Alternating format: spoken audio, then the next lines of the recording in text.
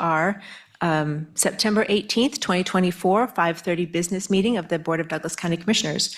There are paper copies of the agenda by the door if anyone would like them, and of course the full packet is available online. During our tonight's meeting, we will first have a consent agenda, followed by general public comment. We do welcome general public comment for addressing issues not on today's agenda, but otherwise related to county business. Given our limited time and need to have an orderly and efficient meeting, we will apply certain rules regarding public comments. A recent Kansas federal court decision has provided additional clarity regarding standards for public comment, and we have updated our practices accordingly. We'll do our best to enforce the rules consistently and without regard to the point of view expressed by the speaker. Each speaker will have 3 minutes of time, may not donate unused time to other speakers, and must address topics within the jurisdiction of the County Commission. We also maintain the decorum of our meeting, therefore we prohibit public comments that are threatening, aggressively hostile or belligerent, fighting words, slander, or speech that invades the privacy of individuals, unreasonably loud, disruptive, or repetitive, or that interrupt or substantially interfere with the board's ability to conduct county business. We do reserve the right to mute or remove any speaker who violates these public comment rules. At that time, we'd ask for your full name and address for the meeting minutes and to address your comments to the Commission. Please know that comments received by the Commission during our meetings do not necessarily represent the views of Douglas County government, but we value the input. We do not usually respond to general public comment at that time, but if you leave your contact information with county staff, we'll try and get specific questions answered. After general public comment, we move to our regular agenda, which we have 3 items tonight. For each of those items, we will hear from staff or an applicant, followed by questions from the Commission, and then open that item up for public comment relevant to that item. Once public comment is closed, we bring the item back to the Commission for further discussion and a vote. Lastly, the recording of this meeting will be available on the county's YouTube page and website. So thank you all for being here. We do have a consent agenda of 3 items. Commissioners, are there any items you would like to pull from the consent agenda for further discussion? No. No. Okay, I do have some comments on 1.2, but don't necessarily need to pull it. Is there anyone here in the room who would like to pull an item from our consent agenda for further discussion? And seeing none, do we have anyone online? Okay. I would just like to make a comment on 1.2 that this is grant funding. So thank you for pulling down those grant funds of $91,900. This would be an example of when we have funds that the county holds that are not available for distributing to general purposes. They are specific and to a topic. Commissioners, I would entertain a motion. Motion to approve the consent agenda, items 1, 2, and 3. Second. All in favor? Aye. Aye. Thank you. It passes. This is general public comment. Do we have anyone who would like to give general public today? General public comment? If so, you can come up to the mic.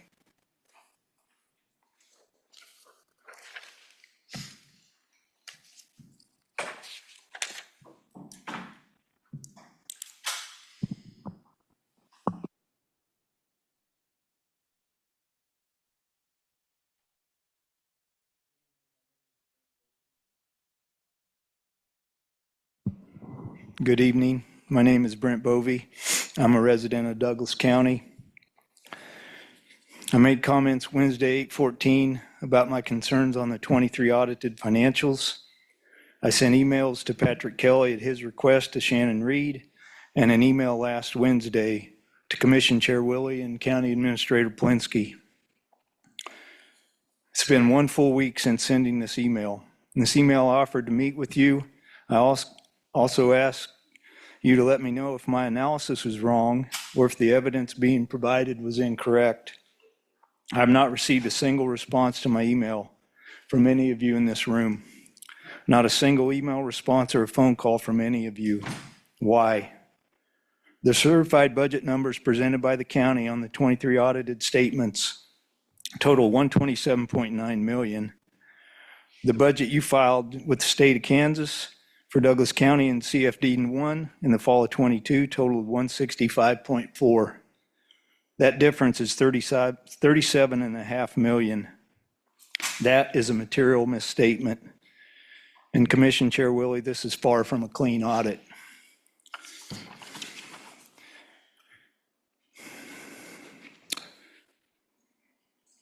I have simple math supported by undisputed facts.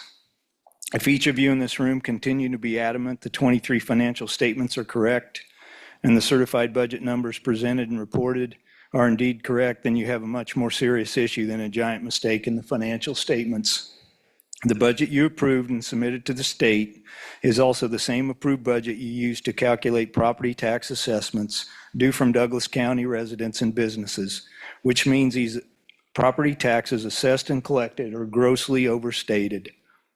My simple math calculations indicate this collection of property taxes for 22, assessed in 22 and collected by the county in 23, in conjunction with the 2023 operating budget, is 24.7 million. I have documentation I'll provide that supports this calculation. The real question tonight for all of you is, what are you going to do about it? How are you going to correct these mistakes? One final comment. I copied media on my email to all of you last week. Just like with each of you in this room, I have not heard back from the editor of the Lawrence Journal World, nor have I had any return phone call or email from the editor of the Lawrence Times. Why? Don't the residents of this county, the voters of this county, and the taxpayers of this county deserve to know what's going on? The simple answer is yes. Be honest with us, be transparent, and accept responsibility for what has transpired in 23 and beyond. These issues are not going away. Thank you. If you have any items to leave with Sarah, we'd be glad for that. Is there anyone else who'd like to give general public comment today? No one else in the room? Sarah, do we have anyone online? Yes, we have Sherilyn Wells online. I'm going to promote her to a panelist.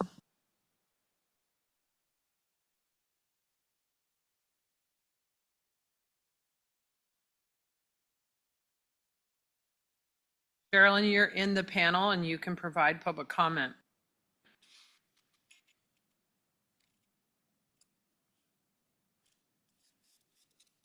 Sherilyn, you have to unmute yourself and then you can provide public comment. There was an incident in the park where someone attacked someone, and it was presumed this person was homeless. But there are other people said that this person was not actually homeless, and on the police report, supposedly there was an address. I mean, I wish this could be ferreted out because people are very upset, and they're, as usual, they're very negative comments about everybody that's homeless and looks. I wish the Lawrence Fund World said that this person was homeless, and she may not be. It may have been some sort of mental health crisis that I don't know. But I wish this could be straightened out. Thank you very much. Thank you. Sarah, do we have anyone else online?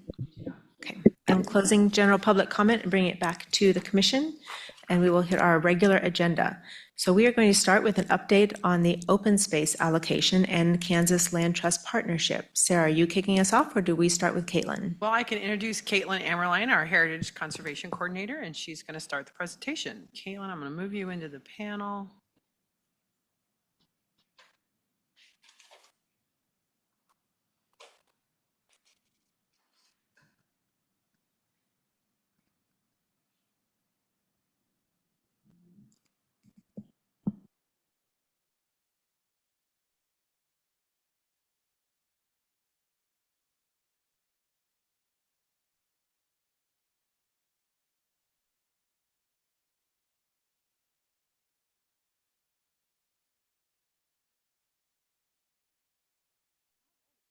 Well, thank you. Here's the mic. Alrighty, thank you guys so much for having us this evening. I'm Caitlin Amerlin, Heritage Conservation Coordinator, already introduced. And I'm joined today by Caitlin Stanley, the Executive Director of the Kansas Land Trust. And in the audience, we've got Tanya Voigt, our Zoning and Codes Director, part of the open space team here at Douglas County. We're excited to present our next bit of progress on the implementation of the open space plan and further allocating that open space allocation from the American Rescue Plan Act. So today we'll be diving deeper into the a potential partnership with the Kansas Land Trust to execute on the second of our primary goals of the open space plan.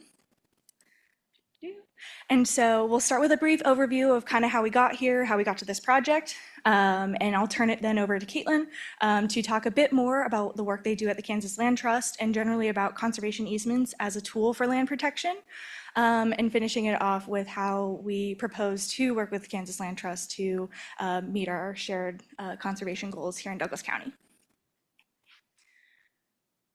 So coming back to the open space plan, as I'm sure you all are aware, but the open space plan was adopted back in April of this year, a year-long planning process to get to that point. And a part of that plan, the real action to meet was three broad focus areas that the county could take immediate action on. And these are the focus areas that are really our guiding light for the open space ARPA allocation. And so we came back to you all in July to talk about improvements to Lone Star Lake. And that kind of fulfilled some substantial action on the current county park improvements and enhancements. And today, our primary proposal to start making progress on the programmatic support for private land conservation. And so this goal really came from the work that went into the planning process and feedback we got from Douglas County property owners and landowners of really understanding what needs there are in the community for conservation. And so a big piece of this, and I think will be a big part of this presentation, both from Caitlin and I, is sort of the voluntary nature of this goal in particular and of the specific project we're bringing forward.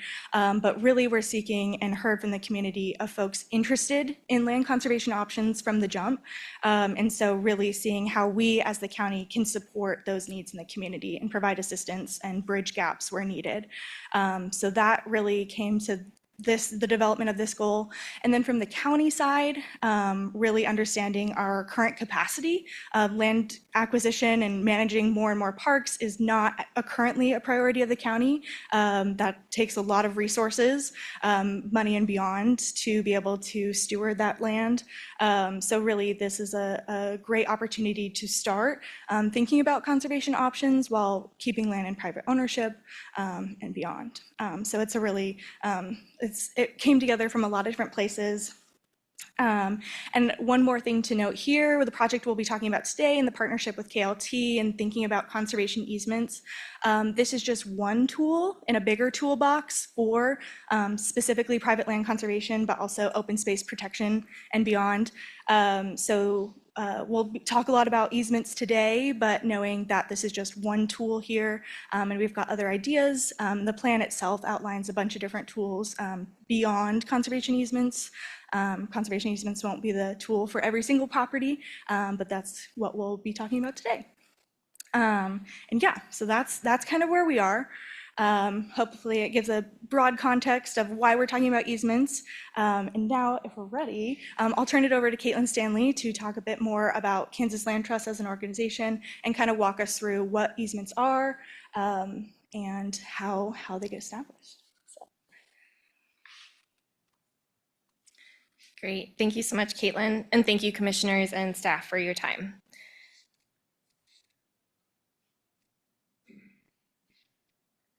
The Kansas Land Trust is a nonprofit organization that helps landowners to permanently protect natural heritage, working lands, wildlife habitat, educational, recreational spaces, and valuable natural components of the land that they own and steward. Since 1990, the Kansas Land Trust has worked with voluntary landowners to develop conservation easements that protect lands of ecological, agricultural, cultural, and recreational significance across the state of Kansas. Staff and volunteers of KLT worked for the successful passage of the Kansas Uniform Conservation Easement Act in 1992. The Kansas Land Trust completed its first conservation easement in 1994, a 16-acre prairie here in Douglas County that includes the federally threatened Mead's milkweed. Today, KLT has protected 81 properties on over 41,000 acres. As an accredited land trust with a candid platinum seal of transparency, KLT is a trusted partner in land conservation and knows that protecting these conservation values benefits the broader community and future generations. The people that make up KLT are skilled in natural and cultural heritage conservation, real estate transactions, tax law, public relations, land management, education, conservation science, and administration. All of us are very passionate about protecting Kansas lands. Conservation easements are voluntary conservation agreements. These agreements are between a conservation organization, such as the Kansas Land Trust, and a landowner. Conservation easements allow a landowner to limit the type or amount of development on their property while retaining private ownership, as well as many other uses of their land. The Kansas Land Trust accepts the easement with the understanding that we must enforce the terms of the easement in perpetuity. After the easement is completed and signed, it is recorded at the county land records. A conservation easement places mutually agreed upon protective restrictions on future uses of land and assigns responsibility to the land trust to enforce those protections forever, even in ownership changes.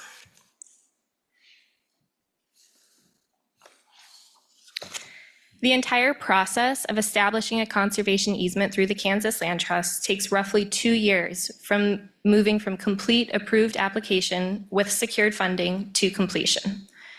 Entities involved in establishing a conservation easement include the landowner and the Kansas Land Trust. Partners are often involved in our easements and provide funding to support due diligence.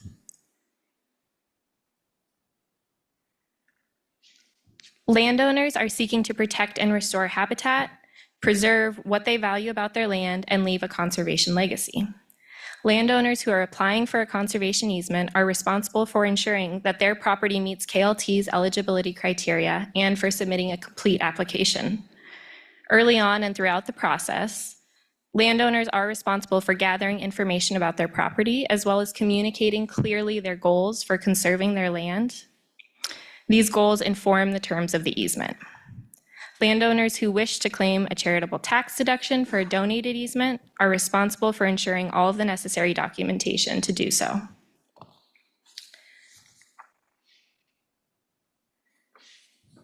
The Kansas Land Trust will work with the landowner throughout the process to develop the technical and agreement documents. From start to finish, KLT leads the easement process and coordinates all due diligence with external contractors. The general progression and steps involved in establishing a conservation easement may occur in a slightly different order than what I've highlighted here in these slides. The timeline depends on specific circumstances of each project. Through this partnership, KLT hopes to include Douglas County as an entity involved in land protection efforts to expedite the easement process and offset the cost burden. Guided by the Open Space Plan, Douglas County shares KLT goals of working with voluntary landowners to protect their land for public benefit.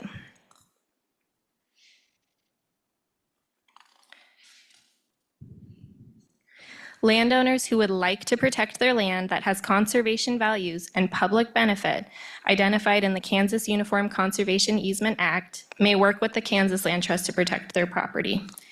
Easements do last forever. The landowner continues to maintain and own the land. The land can be sold and bought, and the easement runs with the land in perpetuity. Easements do not grant public access. KLT will provide notice to landowners to schedule a time that they will visit annually for monitoring visits. If a landowner desires to have public access on their property, that may be incorporated into the terms of the easement. Landowners can continue to live on the land and use it according to the agreed upon terms of the easement. The landowner continues to be responsible for maintenance and liability, and KLT is responsible for ensuring that the terms of the easement are upheld. Since easements are meant to uphold conservation values of the land, commercial, industrial, or other activities that harm natural systems are not permitted.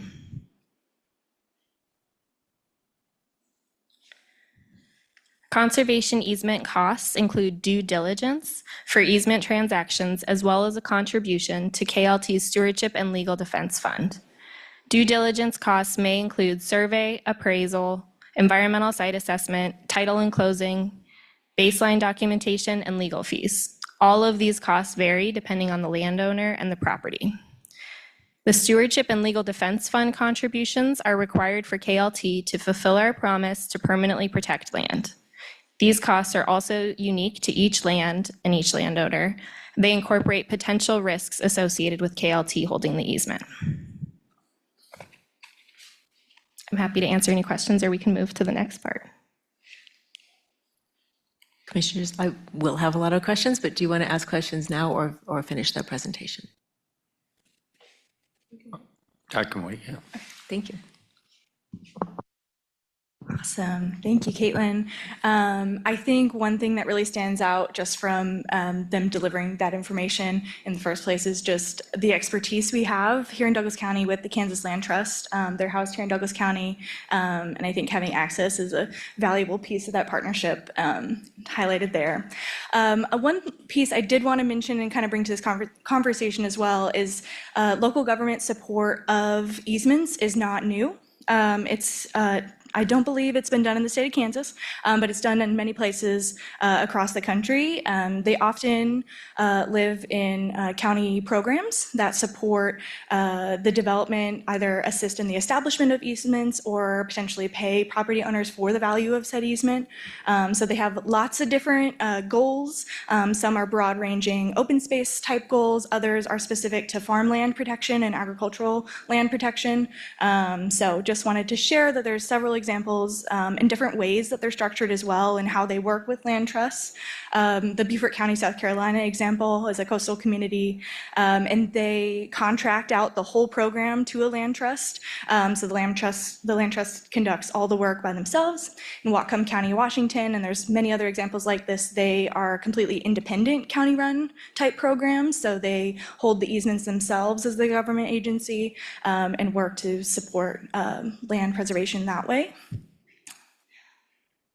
And a third example, Hennepin County, Minnesota, not quite comparable to here in Douglas County. This is a big county in Minnesota, but they have an interesting type program where they work alongside of a land trust. And I think that's kind of what we're envisioning here with this pilot project, is to kind of incorporate county into the KLT process and assist and how we can to help expedite the process here. But this, I thought, was a great example, and they laid out it pretty well in seeing how each group sort of works together alongside the landowner. And so moving into our proposed project, in the agenda packet, there's a outline that spells it out in words. But here on the slide, just kind of talking through the two primary objectives of our proposed pilot project here before you today. The first piece is communication support and outreach, working in partnership with KLT to leverage their expertise in how to talk effectively about these voluntary land protection pathways and how to work with interested landowners, realtors, and county staff. So really utilizing their expertise here at the start of, as we're talking about open space and talking about conservation, how do we use their knowledge and experience in this space to kind of build a broad baseline of communication materials and kind of start that work. Second being really understanding how we can work together by piloting two conservation easement projects here in Douglas County. I think this is a great time for us to learn how we can work best together, how we can effectively do this process. So we've set aside funding in this budget to support the establishment of these processes. So having funds available to, on a per project basis, determine, cover some of those due diligence costs and the defense costs, as well as covering some KLT staff time for that work. That often, I know Caitlin didn't say, but that process is quite expensive and quite unattainable to most landowners. So that's really how this bit impacts the need. Another really strong piece to bring here is that eligibility for county support will align with the conservation criteria outlined in the open space plan. I know we talked a lot when we were talking about those conservation criteria of that it would be a project-specific application, and I think this is a great example of how those will be applied. We haven't done all the work of, exactly what potential ranking would look like, but we would use those in a process to determine if a project would be eligible for county support. And one that stands out there too is the public benefit. So these are essentially public dollars. So we want to make sure that the public sees the benefit, especially in terms of private land conservation. That might look like public access, directly, but it might not. It might just be, significant floodplain protection or protection of biodiversity in another way. So how that would look different on a project by project basis, but really wanted to emphasize that. And I know the open space team, I'm speaking for all of us here, that that's really something we'd hold strong through the implementation of this project. And so really just circling it all back, I really believe that this would be a mutually beneficial partnership on both sides. I think there's a lot that we have to gain on the county's end of learning from the Kansas Land Trust and really implementing some of these goals of the open space plan through this work, understanding how we can work together and strengthen kind of both pieces there. I think, I'm not going to speak for Caitlin directly, but on the land trust side too, I know they see a lot of benefit in working with the county and see this as, if successful, something that they could replicate across the state and other communities too. So I think there's a lot of shared goals here and really poised well to work together on this pilot project. And another piece of this too, they have a lot of experience working with grants and grant funding for other projects. So working with them to explore what opportunities might exist into the future to extend this work and leverage our respective resources. And I believe just the last bit here is circling it back to the full ARPA allocation. So this would be the next piece of that sort of budget breakdown. We still have a fairly hefty balance to continue the work that we've got going on behind the scenes that we should be bringing more forward to you after this here in the next couple of months, specifically related to the Wakarusa River corridor focus area and other projects in the works as well. But that's just sort of an update here on the ARPA allocation. And I believe, If I can add on there while you're going to the next stage, commissioners, as commissioners remember when we did our ARPA allocations, this was part of our internal application because county staff is managing the project. As commissioners know, there were some changes to the guidelines and rules regarding certain parts of ARPA funding and how it can be used for revenue loss. And so we counted all of our internal projects towards revenue loss. So with those deadlines for spending ARPA funds coming up very quickly here towards the end of the year, staff is exploring how we can use that revenue loss allocation and maybe swap out some projects so that we can retain these federal funds locally to continue to do this work in this amount without jeopardizing losing those funds by year end. And I'd be glad to go into more detail about that if commissioners have questions. Commissioners who would like to start?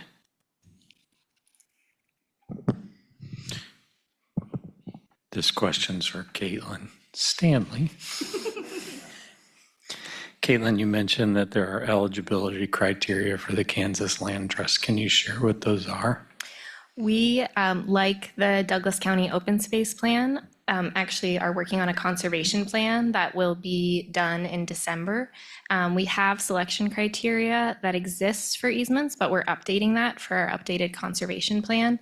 It aligns really well with the open space plan, our selection criteria, but we do have internal ranking that has to talk about conservation values and the public benefit. So when you complete your new set of eligibility standards, right, that's part of the sharing that public process, is that right? Absolutely, yes. All of that will be publicly available, and anyone that's inquiring about an easement, we can walk through selection criteria with them. Okay, thank you. I'm curious, it's been mentioned a couple of times that like all the due diligence processes are really where there's a barrier for landowners in terms of financial feasibility. And so that's what this partnership is really about.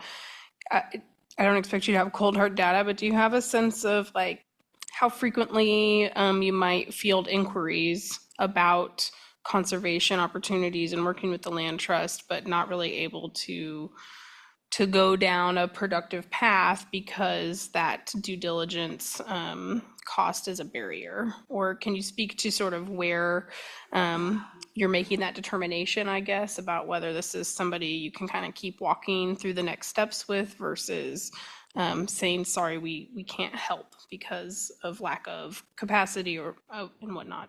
Yeah, well, we certainly have more inquiries than we can handle. And so I can't give you data about what that is, but we have a decent amount of more inquiries than we'll be able to accomplish in a year. So we receive inquiries regularly, probably 3 or 4 a month, and we can work on 2 to 3 easements a year. And so we have definitely more inquiries for easements than we can support because of our capacity. The due diligence and the stewardship and legal defense contributions as barriers for people, we do always try to support fundraising efforts for landowners if there's high conservation values and public benefit for their land. That can really delay the process. So a partnership that supports that can really help expedite the process. And we have partnerships, federal partnerships, and are really looking forward to the opportunity to work with the county to expand that. Got it. Thank you. And so just to be clear, that those numbers are really helpful and I think tell a good story about the number of inquiries you might get per month and 2 to 3 a year. I assume that's statewide is what you're saying? Yes. So in that instance, we're talking about 2 projects in Douglas County by the end of this period. How will that be? I suppose, is it just presumed that those are prioritized projects for Kansas Land Trust? And like, for example, 2025 will be 2 Douglas County projects? Yeah, we have to prioritize things where there is funding secured. And that's just the nature of how we can move forward with things. And meanwhile, I mean, when I say we're actively working on 2 to 3 easements, we are still working with inquiries to identify if there are funding paths. So we may have a number of others throughout the state that we're still working on to identify other funding opportunities. But yes, the support from Douglas County would be financial support, but also staff support to help with some of the timing of due diligence. So it could help expedite the process in that way as well. Got it. Thank you. That's helpful. And then just one more question for you right now related to Kansas Land Trust. It mentioned, and you highlighted, no industrial or most commercial development is allowable. I highlighted the word most when I was looking at the packet and just curious of some examples of what might be an example of commercial type activity that is allowable by KLT's criteria. Very, very little. And that's actually related to tax laws, that we couldn't have commercial activities where somebody's donating an easement. We really don't permit commercial activities, especially those that are in conflict with conservation values. Got it. I know that's a vague answer. No, but- well, part of why I'm asking, and I think, this could be an interesting question for Tanya and zoning and codes, is just, if there is some sort of list of exceptions to no industrial or commercial except, and if it's based on certain laws or regulations, I'm thinking about different types of permitting requests that our zoning and codes office might receive for temporary business use permits or just other types of commercial development that maybe I'm not coming up with a good example to give right now, but that's just something that I flagged when I was reading this and curious how to anticipate that for zoning and codes, but maybe it's more clean than I'm thinking. And I just wondered if there are a list of exceptions, how is that going to line up with our land use tables and ability to process potential permits? Yeah, we really don't have a list of exceptions, but we have had open dialogue with Douglas County about the need for us to work together to make sure that the KLT conservation criteria align with the Douglas County open space plan and that we meet in the middle on that. I'm not sure if that fully answers your question. It's helpful. It was a squishy question, so I just wanted to think out loud for staff's purposes, especially about where that might come up, if it could. Yeah, I just have one more, and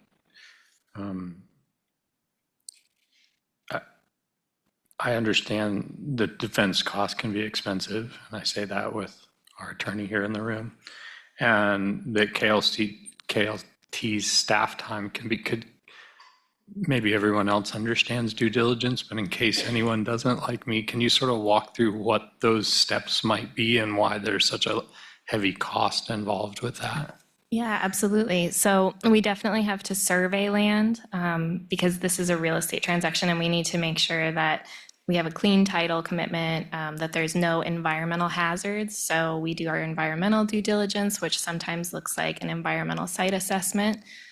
Those are expensive. We have a baseline documentation where we visit the property and make sure that we have seen all of the property and we understand the condition it's in when we protect it, because we're promising to uphold that condition in time. So we document the property really thoroughly. An appraisal is how the value of an easement is determined. So it's appraised before an easement's placed on it and after to determine what that difference is. And then that's the value of the easement.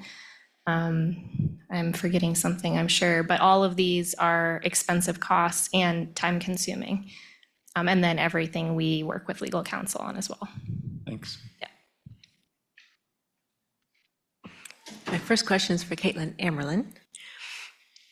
So I recognize that Kansas Land Trust is one of the first organizations in the state of Kansas to be doing conservation easements, and that it's local and has a great reputation. But there are also other organizations that offer easements in the state of Kansas.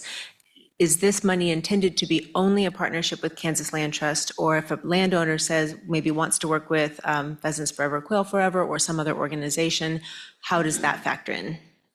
This funding is specifically for the Kansas Land Trust, so this would be with them, but I know they work with multiple organizations and kind of piece together funding as well. So in the past too, Douglas County has actually supported 2 easements, KLT easements through the Natural and Cultural Heritage Grant Program. That wasn't a terribly effective way to work together. The grant timeline and the easement timeline don't always mix together super well. But in those cases, in cases like that, they kind of braid funding together to pull together these projects. So the project we have proposed is to work with Kansas Land Trust, but we would be open to working with other organizations that hold easements into the future too, and other organizations might be involved in these potential projects as well. So just specifically a landowner that had chosen a different organization to hold their conservation easement, would they not fall into this program at this time? Correct. Yeah, this specific 2 easement pilot project probably would not. So I think it's the best answer I can get. And I know that there is a significant cost always associated with these, and this would be a question for either one of you, but would there be an anticipated cost share from the landowner that they would be, because they're presumably, well, we know that these are voluntary landowners that want this for their land. Are they also expected to chip in a portion of that cost? Yes, yeah, and so that's a part of the conversations we've been having. We kind of started envisioning what the selection process looks like. Definitely matching funds is a big piece of that. Matching funds can be directly from the landowner, but like I mentioned before too, they could also be from other external sources. So kind of the phrase matching funds is kind of what we've been using, but there is, we will have in that selection process an expectation of some sort of matching funds to support the county funding. So I know we're building a pilot program, so some of those pieces aren't worked out yet, but is that something that will come as kind of, these are the guidelines, this percentage of a match, whether that's from the landowner themselves or some other place that's raised to offset the ARPA dollars that are being put in from here? Yes, that's our intention, is to come back once we have a project brought forward by the landowner and Kansas Land Trust to kind of run through those sort of criteria we have outlined and bring that on a project by project basis and have outlined at that time in working with the property owner, having that budget of what funds are available both from them and from other sources, and then what gap Douglas County can fill to support that work. And at that time, would we have a full budget for that project? So we know the cost of the survey, the cost of the appraisal, the cost of the environmental work, all of those pieces before we would say yes? I believe so. We can anticipate those costs and know that sometimes they may change depending on the survey, or if, let's say, the environmental due diligence does require a phase 1 assessment. So there are things that sometimes the budget changes, as all budgets do. So I'm scrolling back to the part where part of it is to offset the legal costs for Kansas Land Trust to always support these easements. Kansas Land Trust, of course, works statewide. How much of this budget would then be supporting that work that goes beyond Douglas County, but also then protects Douglas County? How do we ferret out how much is specific to here? So with each easement, we calculate the stewardship and legal defense funds specific to the property. And so every easement is required to contribute to stewardship and legal defense funds for KLT. And so there's equations that we use from the Land Trust Alliance and partners that establish what the risk is for an easement. This can have to do with what adjacent properties, what activities are in adjacent properties. It can do with subdivision, the desire to subdivide in the future. There's a lot of things that can go into that. Access, how easy it is to access a property for stewardship activities, which is our annual monitoring visit. But each easement does have that required, and that goes into a fund that isn't touched unless it's needed to be touched. Does that answer your question? Yeah, I have more though. Okay. If a property has a mortgage on it, is this still available? So that can be available, but the mortgage needs to be subordinated. So that's an additional due diligence step. And that's why we say that there's no one pathway to get there for due diligence. Each property has unique needs. So the mortgage company would have to sign off on that work. yeah. I know one of the things that when I've talked with landowners that have looked at conservation easements or have gone forward with conservation easements, typically it does not involve help with that conservation work, like how to maintain the environment that's there that was special. Is that also the case here, or how is that expected to be maintained? So the landowner retains ownership and maintenance and liability. So those are their responsibilities. However, we are working through a natural and cultural heritage grant on providing resources for landowners to be able to identify ways that they can get support for maintenance and restoration efforts on their land. And I imagine that's something that Kansas Land Trust, that's why you're monitoring, is to make sure that this land maintains the value that it was kept for. Absolutely. So these easements are forever, and forever is a really long time, longer than most nonprofits live. So what happens next, or what is spelled out in the Kansas Land Trust for that in perpetuity timeframe? That is why the stewardship and legal defense funds can be barriers for people, because we do need to have that funding set aside to ensure that we exist as an organization to do this work in perpetuity. I'll keep going if commissioners are okay. So we're talking about possibly 2 parcels. And I know in the past we've had landowners that have come forward to the county and said, hey, we'd really like some help with this, or we'd like to give it to the county. We find that this land is really special. Do we have land in mind, or that's kind of already in the pipeline for consideration, or are we kind of starting from scratch? Might be a Caitlin Amerlin question. Yeah, I think based on our conversations with Kansas Land Trust, I think there's a couple of ideas of projects that are sort of generally in the pipeline that might be good candidates, but we'll kind of work through that as sort of next steps to this process. I'd just like to say that we'll have a process where we do open it up for people to apply, and that we have already had applications in Douglas County this year. So those may be the projects that are selected, but. And I'm thinking of price as the barrier, which is the part that we're trying to reduce, that landowners may not have come forward in any way yet, knowing that the cost is just an absolute barrier. So there may be some that are particularly special or particularly not able to move forward without this work that we may not have heard from yet. So getting that outreach would be especially important. I know public access does not necessarily go hand in hand with conservation easements, but that is one of the things, one of many criteria that's been identified in the open space plan. Like the Aikens Prairie, where it's not full-time public access, but there are public activities, like structured activities that are held on that land. Is that something that is a high value both within open space and for this part of open space? I think from the open space perspective here at Douglas County, I think we're interested in any opportunities to get folks out on the land. So I think guided visits and walks are an excellent way to do that. So it's kind of that in between of public access and private land. I think any opportunity that gets folks out onto land that they don't have the opportunity to see all the time would be a great benefit. So I think that's definitely something, and I know that's a piece of the KLT process as well.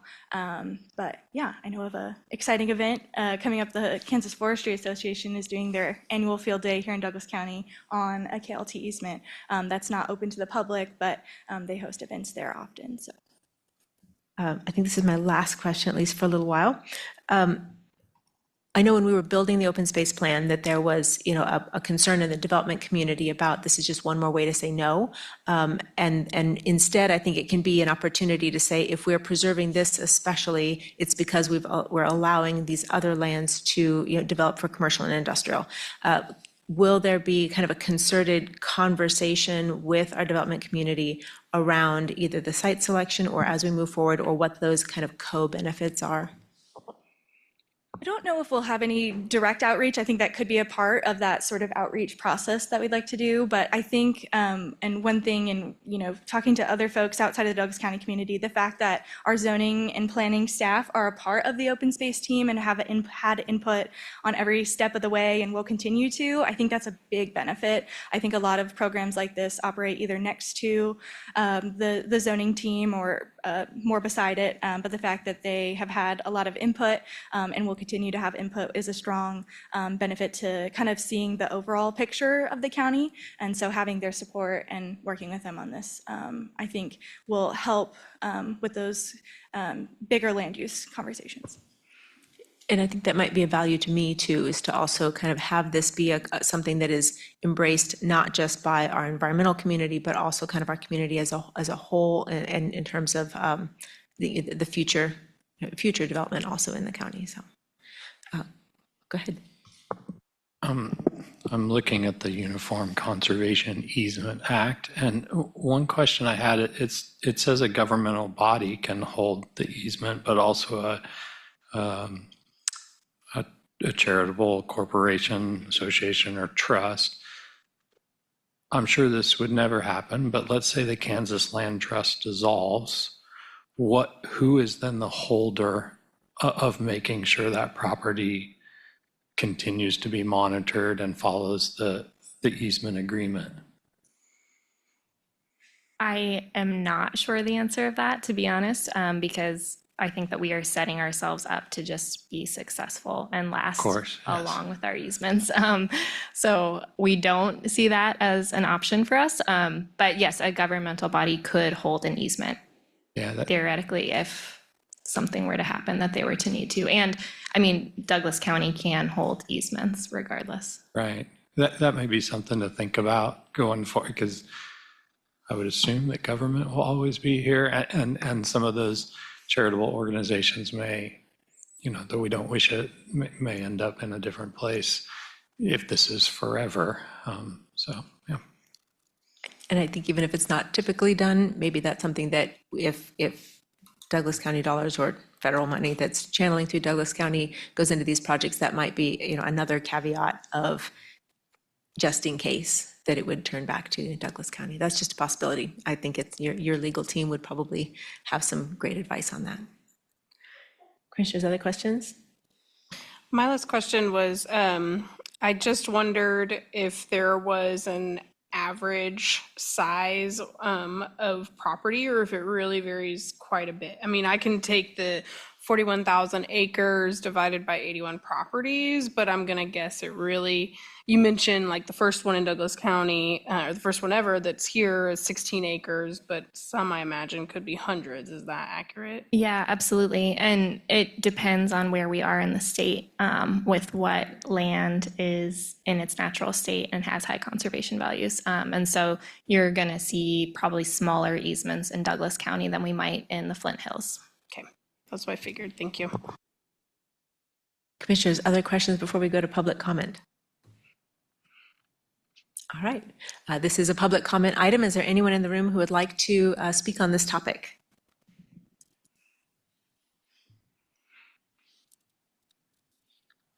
Come on up.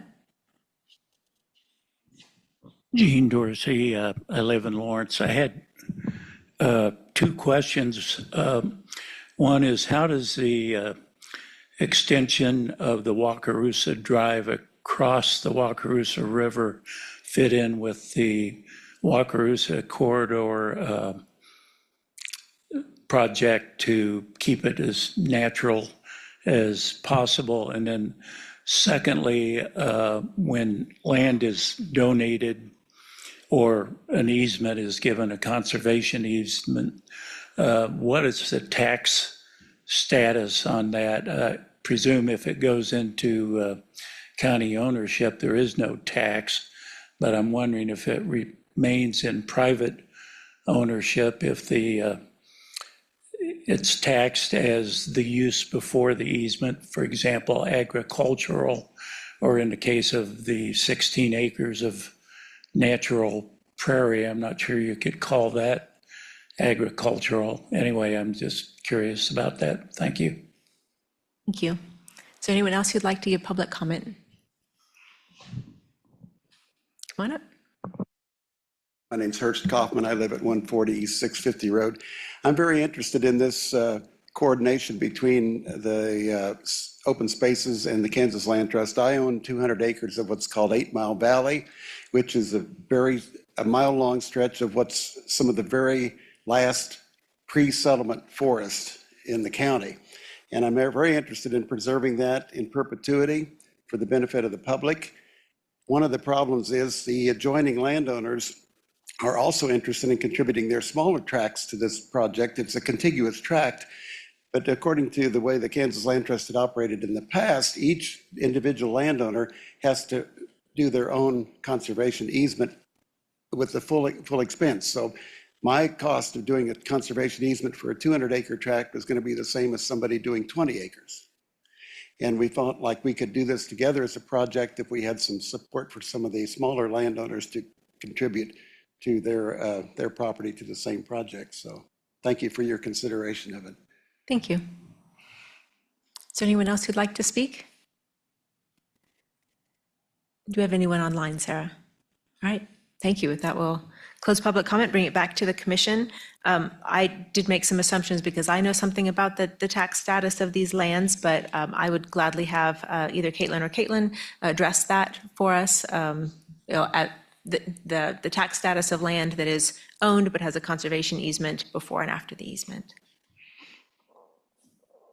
Well, with the example that was provided of Aiken Prairie, it remains agricultural land. And it is hayed, and so that's considered an agricultural use. And we do protect agricultural land, so we're not changing that when we put an easement on it. We're just removing development rights. So that, and then if somebody donates the value of their easement, then they may have charitable tax deduction, but that's something that we do not advise on, and we recommend that everybody reaches out to their tax advisor to talk about that.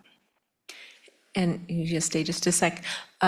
When we were talking about the possibility of if Kansas Land Trust were, in the very far future to not be able to hold that easement, if that would fall to the county, that doesn't change land ownership whatsoever. So private land ownership. Okay, come and say. Yes. Thanks. Yes, always with the Kansas Land Trust easements, we do not own the land. The landowner retains ownership. We hold the easement. Thank you. Eric, can you speak a little bit to the tax implication? There's the underlying use. It wouldn't change at all. Is that correct? Correct. Okay, thank you. I think that's what we heard, just making sure. Just to add on to that, in other states, there are some tax benefits to the landowner for having an easement, but that is not the case in the state of Kansas. It remains as taxed before. Okay.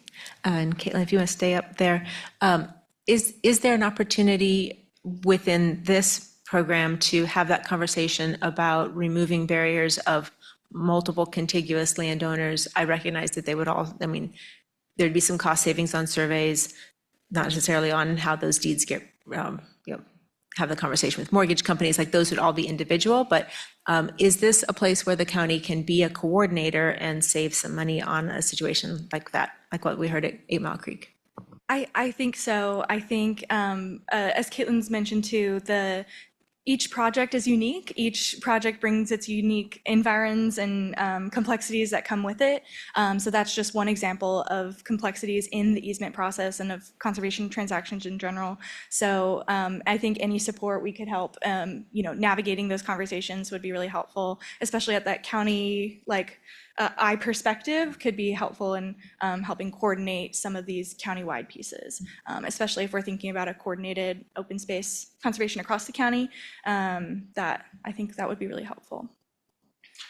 Yeah, and I would just say, we don't have any action on this tonight. It's for discussion. And this is the kind of conversations I think we need to have publicly, to hear comments like Mr. Kaufman's to determine how do we develop a policy around this that recognizes those challenges, and working with Kansas Land Trust and other organizations that sound like we're open to sort of figure out and some of these you may already know, but it's nice to have landowners who are asking these questions as well and bringing them forward so that we can determine policy. I think that's, when I talk to people in the public, there's lots of questions around how this works. And so I really appreciate having a coordinated effort to share what we already know and to be listening to the public about what challenges are existing in this space already. I just hear from a lot of landowners, and I've always been kind of on the edge of some of these conversations about the desire being there, but not even taking that next step really to talk to Kansas Land Trust because of this kind of unknown about how much it will cost. And it's always somewhat baffled me how much these things have cost. So that's why I'm interested to see what does that budget look like and why. So I still have a lot of curiosity around that.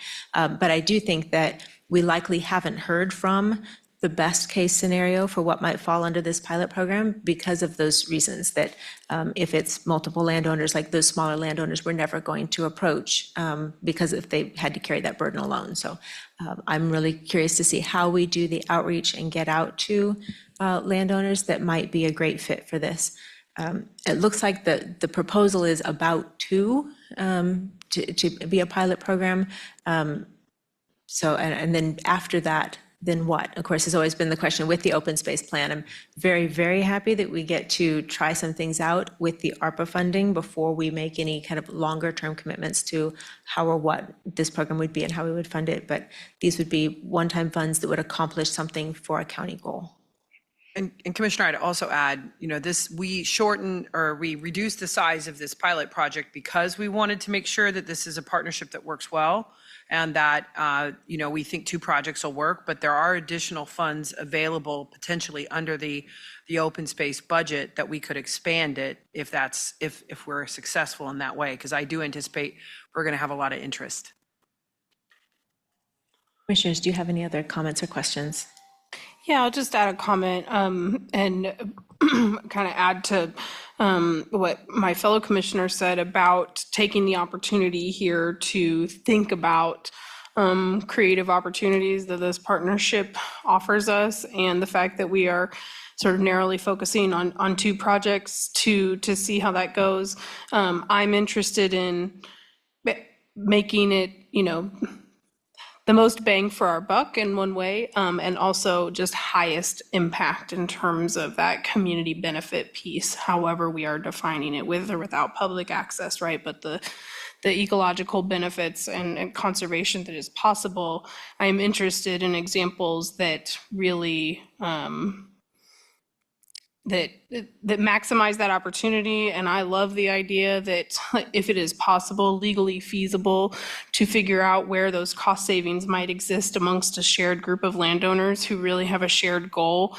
And together we get further most of the time than we do individually. And so I think if there are opportunities that present themselves for that in our county, that really aligns with our county's values too. And so I'm really interested in that idea and hopeful about what's possible, and really do appreciate that specific example about 8 Mile Creek. So thank you, Mr. Kaufman, for offering that perspective. This is information only, and so we really appreciate the opportunity to have the discussion. I know that the next time we get to talk about, we'll have a lot more information, and that's exciting too. So commissioners, anything further on this? really value both of you being here and the thought that's gone into this, and curious to see where we go next. So thank you, very exciting. Thank you all. That's excellent feedback, and we're excited to share more in the future. That brings us to our second item, and that is with the county administrator for the Lawrence Douglas County Fire Medical Agreement. Thank you, commissioners. As discussed during our budget process, the current Lawrence Douglas County Fire Medical Agreement expires at the end of 2024. It was a 3-year agreement. That 3-year agreement was really the first large review of the agreement in several decades, and we're already at the end of our 3-year period. We have not begun discussion of how that agreement should get extended. It generally takes quite a bit of time for these agreements to come together if we're going to negotiate a different payment structure or governance structure. So it's my recommendation and also the recommendation of the city manager that we go ahead and extend the existing agreement for 1 more year to allow us time to have that full discussion. I think with all the discussion at the city level around the budget, it was difficult to get a lot of attention on this agreement in 2024. And commissioners, that's really all I have on this agenda item. Commissioners, any questions or thoughts? You were both here for the agreement and I was not, so. So I'm just curious, Sarah, if we don't approve this tonight, what happens? Well, I would look to commissioners to see if they had other pieces of advice as to how to approach the agreement before it expires at the end of 2024. And we could approach the city and with our concerns and see if there was any way to, depending on what the commissioners wanted to do, if they wanted to try to begin to have discussions and see if we could get that done in this timeframe. I just generally negotiate if we're going to, this is a very large budget, both on the city side and the county side, and with a lot of different moving parts. So I want to make sure we have time to do it correctly. But both entities have approved their budgets. Correct. For 2025 at this point, right? Correct. Okay.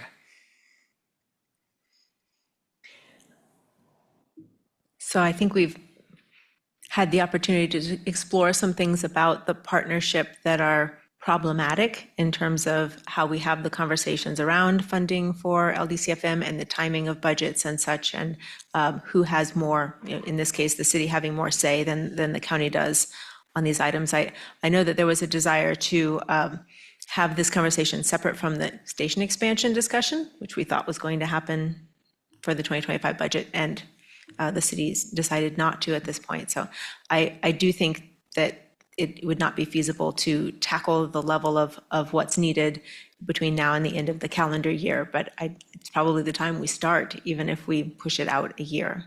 Agreed, Commissioner. I'd say as soon as we get this extension approved, that the city manager and I begin work on getting the new agreement in place. My understanding is the city reviewed this last night. I believe they approved it, but I have not checked with them specifically. How long did this agreement take to come up with? Let's see. So it was approved in 2021. We started discussion in late 2018. So I think it took us 3 years to develop a 3-year agreement. I don't anticipate, my hope is it would not take that long this next time, but it is extremely complex, and the methodology we use to support the funding of the operations would need to be looked at and reviewed. I do think we can have some conversations about station expansion. Capital was something that wasn't specifically called out in the agreement. So I do think that there are some things that we can do. And then I think there's a lot of things we've already accomplished that won't have to be redone. Our conversations around governance and simplification of the billing process and the and how we account for that is working really, really well. And I don't anticipate there'd be any need to change that. Is there anything else? Yeah, I would just add that I think I recall wondering if 3 years was not quite long enough. And so I think that that's just a consideration. You know, it's been noted that it came around quick. And well, I don't think 3 years initially was a bad idea for the sake of it gives us a fairly quick turnaround to address any potential issues that have come up and really figure out how to reset a foundation. But it seems like a consideration about a different timeline and how to lay that out for monitoring and renegotiating that a little bit more than 3 years is probably helpful. And then also I would just note that what I recall in 2021 and voting on this is that 3+ year process, first of all, pandemic happened in the midst of that. So just for a little bit of context, and divided attention significantly. But also it was a lot of study and analysis about how things had been functioning for decades that went into determining what's possible to recalibrate. And I think that while there's some looking back about how things have been in the past few years, we're not looking back at decades worth of varied operations. We have a little bit more of a foundation. So I'm hoping it will be a simpler, more straightforward process, but do think that we want to get it right. And so trying to rush it this year doesn't make any sense to me. I appreciate that, Commissioner, and I would say that I think the desire for a 3-year agreement was largely based in that it had been several decades since the agreement had been looked at in total. So I think that was what drove a pretty quick turnaround of 3 years. I do think a longer term time frame will probably be helpful. This is a very important partnership for our community. We have a long history of working together here with the City of Lawrence on this, and it's very important to both bodies that we're successful and we get an agreement that we're all both happy with. And I would agree, we have some really healthy parts of this framework to work from. It won't be starting from scratch. So get a chance to refine it. This is anything further before public comment? This is a public comment item. Is there anyone who would like to come and give public comment on this? Is there anyone online? All right, closing public comment, bringing it back to the commission. We are asked to sign the extension of the cooperative agreement. So just a comment, I want to make sure that we look at this agreement while it's influenced by budget conversations. I think we need to look at it outside of budget conversations. I feel like some governance decisions of Lawrence Douglas County Fire and Medical are made from a budget, and that will always happen. But I really, as we move forward, I want to express that I think since it is a significant part of our budget, that I really want that to be in there, that as decisions are made about the type of service that is provided by LDCFM, those decisions, that Douglas County has a position in making that decision and not just the city's budget. That wasn't the case this past year.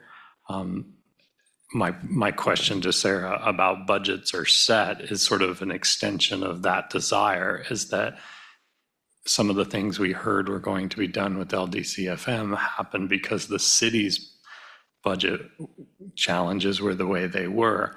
Our budget had fairly been pretty well set, including some of our capital budgets. So I'm hoping, and having heard some of the comments by our city commissioners, that we can look at this agreement and sort of set aside the budget pressures that are there and work on what's a good agreement for this, and then come back to saying what's our resources available, so that we don't have this sort of up and down the street, or however you want to talk about it, this tension that happens, and it's happened all 6 years in my experience, between the city and the county of, we're going to do this, no we're not, yes we are, no we're not, we set our budget, we pull it back. There are many people in this community who have sat right in these spaces and said, we're over budgeting things. We set our budget for the fire department based on this sort of governance relation, and then the city changes its mind. I think that that is a difficult place for us to be in this partnership, but I think it's something I'm hoping that as we work on this, and I'd rather us get it right than rush to get it done. But that's something I'm really hoping for. And this seems like the right time to start to say some of those things as we look at what this agreement looks like going forward. And I would just add that the agreement is prepared for my signature and the city manager's signature. So the commission would be authorizing me to sign the agreement.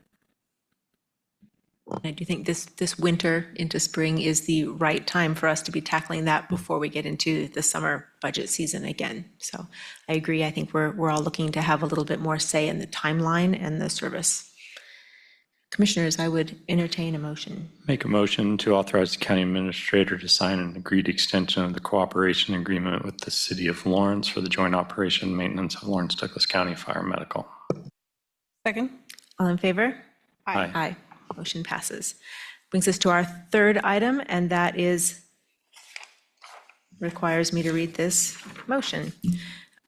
This is for an executive session, and I move that we recess into executive session to discuss legal matters related to public meetings. The justification is for consultation with the county councilor, which would be deemed privileged in the attorney-client relationship. Also attending the executive session will be County Administrator Sarah Plinsky. No action will be taken during administrative session. County Council John Bullock. And the County Council. We'll invite you too.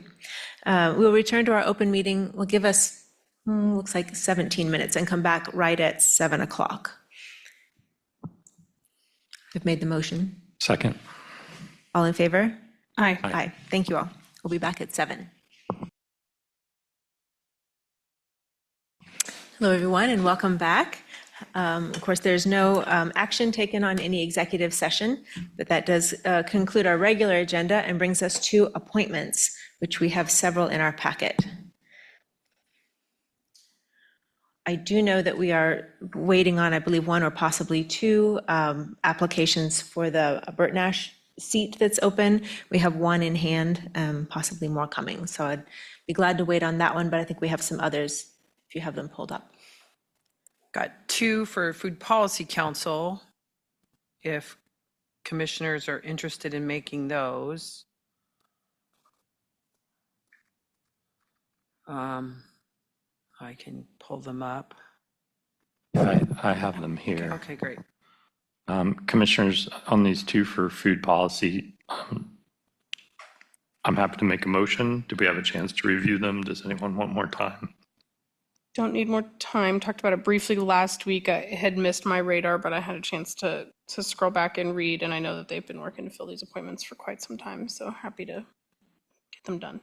Yeah, and I read through both of them and thought they were excellent. I've also been really impressed with the work of the Food Policy Council lately, so I'm glad to keep them with a full slate. I will make a motion to name Shelby Ostrom to position 7 on the Food Policy Council. Second. All in favor? Aye. Aye. And I'll make a motion to appoint Ben Sykes to position 9 on Food Policy Council. Second. All in favor? Aye. Aye. Thank you for both of those. Do we have any others ready to go? I'm not seeing any that I have. Have you had a conversation yet with Dr. DeWitt? I wish I could say yes, but I have to say no. All right. Well, I do have a name who is interested in the Property Crimes Compensation Board. I don't know what the process is with the district attorney because we haven't heard back yet from her. Is that something that is just ours to appoint, or do we? I think usually we get some input. Have you given me that name to send to the district attorney? I sent it to her, but it hasn't probably crossed your desk. I can sure send it your way. Okay, So and that's good. I can help remind and find out if they're ready to go. Okay. It looks like now there are 2 positions open. Yeah.